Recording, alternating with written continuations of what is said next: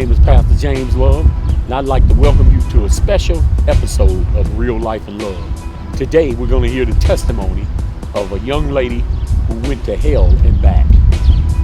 You may know the story about Lazarus. He died, and the rich man died. The rich man went to hell, but Lazarus went to the bosom of Abraham. The rich man asked Abraham, can Lazarus come and dip his finger in the water just to touch his tongue to relieve him of his torment? And Abraham said, no, there's a gulf that separates us. You can't come over here and we can't come over there. He said, well, can you have Lazarus to go to my father's house and warn my brothers about this place? And he said, no, if they don't listen to the preachers, they won't listen to one who was raised from the dead. You won't even listen to Jesus. But maybe this testimony today might change your mind.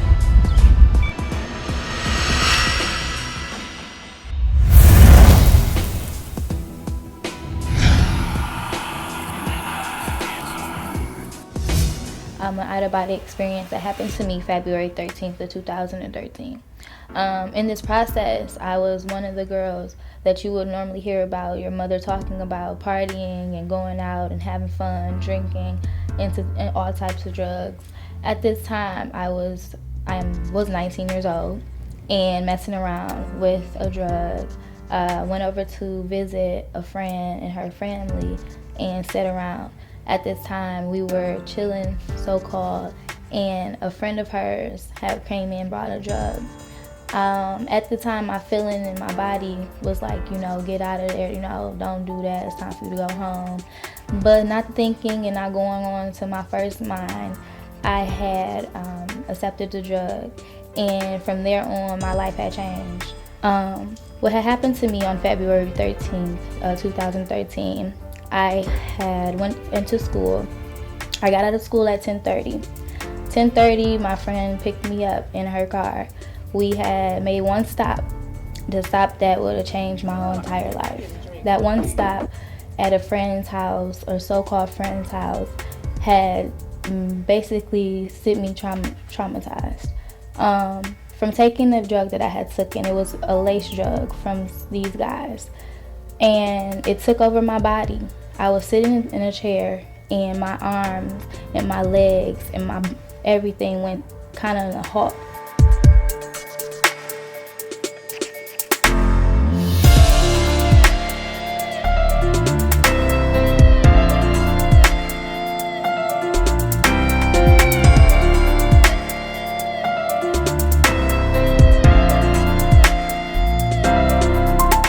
My eyes was the only thing that was moving. I can feel myself breathing. I can feel my heart literally starting to slow down. At that moment, I started to scream inside for the Lord, for my mother, for anyone, but nobody could hear me at that point. From there point on, I couldn't remember anything of how I left out of that house or where I was at or what happened to me. All I know is at one point in time, my vision started to go blur and everything went black. When everything went black, I seen a red light, and it was more like my soul kind of coming out of my body. God had came and allowed me to go into the gates of hell.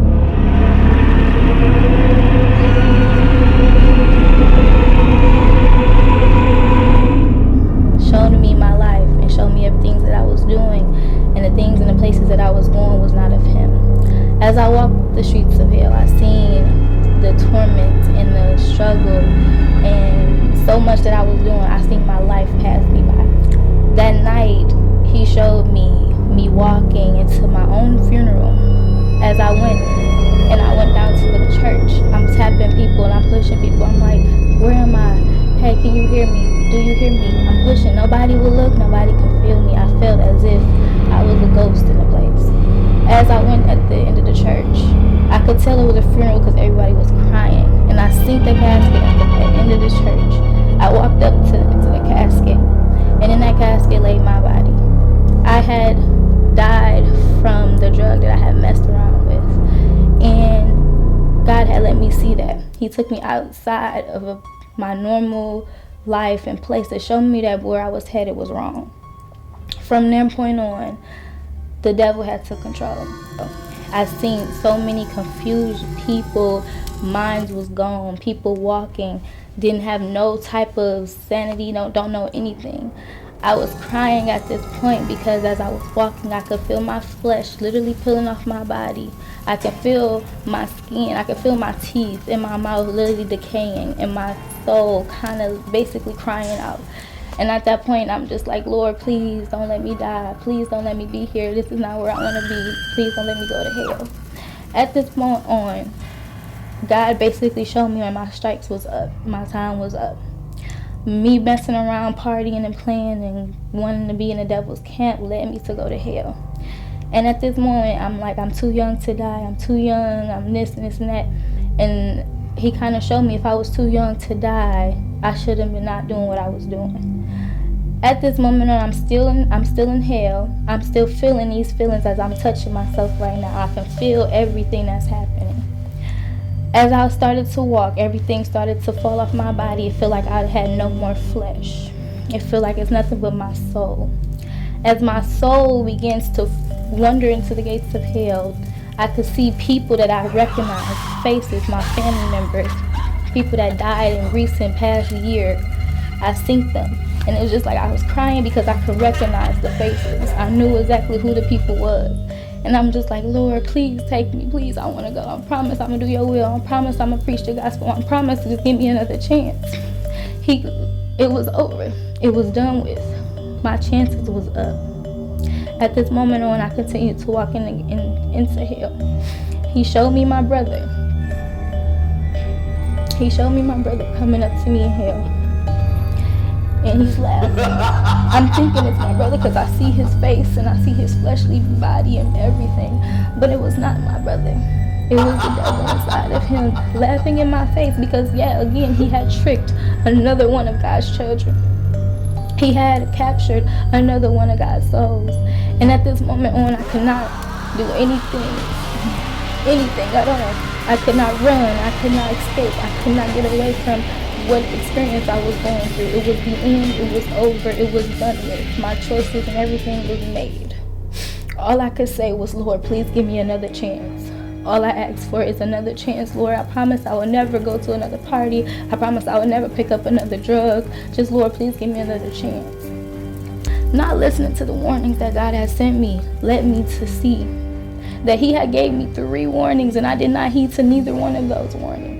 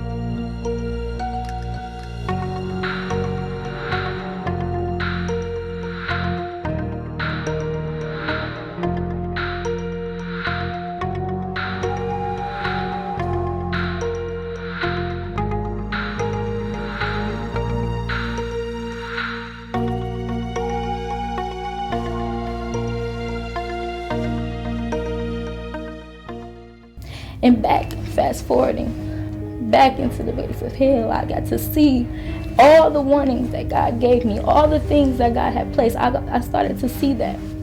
He gave me the chance to basically do a run through of my life. And how did I ended up in hell? How did I ended up dead? I was in distress. All I could say was, Lord, please, I promise you, if you get me out of this, Lord God, I promise when I come to earth, I promise I'll preach the gospel. I promise I will go anywhere you need me to go. I will tell my friends, I will tell my family, I will tell anyone that want to hear about you. I will give you their message, Lord God. Please let me come back. I don't want to live my life of eternity in hell. I know you hear me. I love you, Lord. I love you. Please listen to me. I promise. One more chance.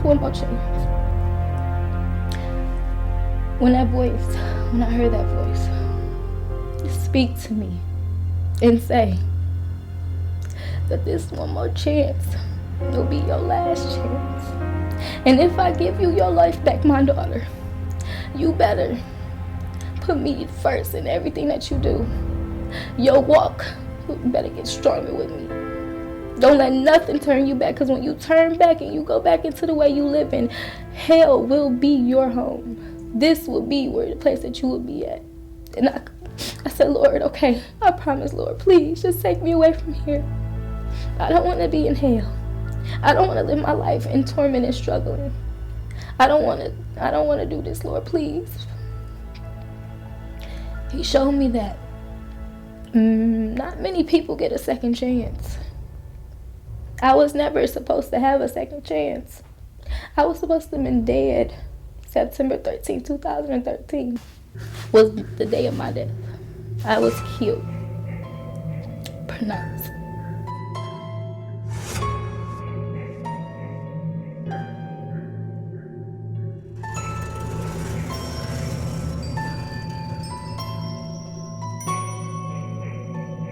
It opened my eyes to see that my family was more valuable than I thought. The people that was with me on earth was more valuable than I took a heed of, because I see them every day. But what if you didn't see them every day? What if you didn't hear their voice? What if everything was cut off, click, ding, done? What if you didn't have that chance? You will really open up your eyes and see that life is not just your own. It is really not. You have no choices to be made. All your choices is not made by you.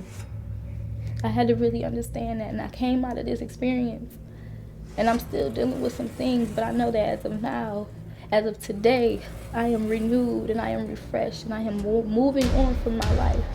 You will never catch me in no type of party, no type of event, no type of nothing. Anybody who asks me, no, I don't do that. I'm staying home. You want to smoke? No, I'm good. I'm going to church. Hey, you want to come drink? No, I'm straight. I'm just going to read my Bible. Because at this point on, I know that even if I may lose every friend that I got, I know that my life is still valuable and the Lord is still having my way and He's still there for me. Because at the end of the day, when I died and when I went to hell, I did not have my friends on my back. I did not have the ones that was with me riding, dying, and everybody that was with me every day on my back there with me. It was only me, myself, and I am my soul.